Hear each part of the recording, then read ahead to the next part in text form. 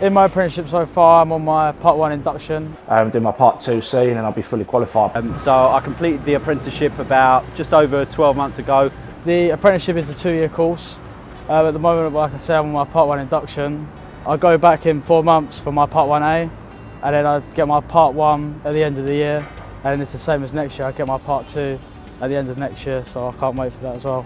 I feel like it's sort of a fast track to get you to being fully qualified, but don't be like misguided when you say fast track. It's not just you're rushed into everything. You're given a lot of time, a lot of preparation, and then you go from a year and a half ago not really knowing what to do, and then going to a fully qualified scaffolder.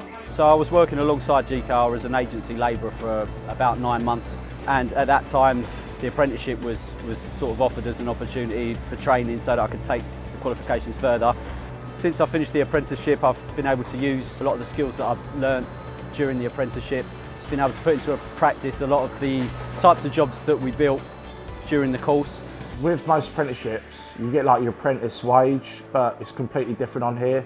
Obviously, that's like a cost of living wage, so it pays for like your travel, your food, other expenses like that, but you actually get a full working wage whilst you're on here. You're able to earn whilst you're learning, and you get paid the day rate for a person at whatever skill level you're at. So whatever card you have at that time, as you progress through the apprenticeship, your day rate will go up according to what card you have. It's a really good way to learn because you've got the best of both worlds, and as I said, you're not rushed at any point. If you don't feel comfortable, you've always got that support. There's lots of opportunities for further training within GKR. Some of the more experienced operatives will go on to doing the advanced scaffolders modules, and also there's opportunities for site supervising courses, site manager courses, things like slinger signaller training, PTS, which is rail work. So there's lots of different avenues you can go into. If I could go down the route of going into design, I'd like to get my advanced ticket first, just so I can get my head around the scaffolding side of it, and then obviously go down the design route, and then I'll have basically a brain of a scaffolder and a designer and sort of mix them together so we could produce some good drawings, and that's something that I'd like to look into. I would like to become a site manager and run my own jobs. Obviously, I want to get my tickets first and then get my advance after a year of being a Part 2. So I do want to become a black hat and run my own projects.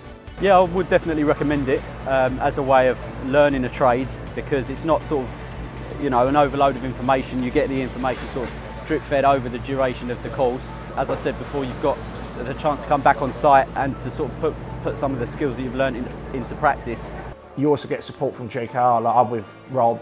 Rob's really helped me out along the way. Anything I've been stuck with, just give him a quick phone call and he's helped out. He sort of gives you responsibility to get on with it yourself, but he's only a phone call away from you, so you do get a lot of support from both sides, the college and the company. Well, I'm happy to be part of the GKR family. I'm happy to learn every day as well, and I just want to be the best that I can and be the best that I can bring to GKR and all the projects that they do bring. I'm happy to be part of their company.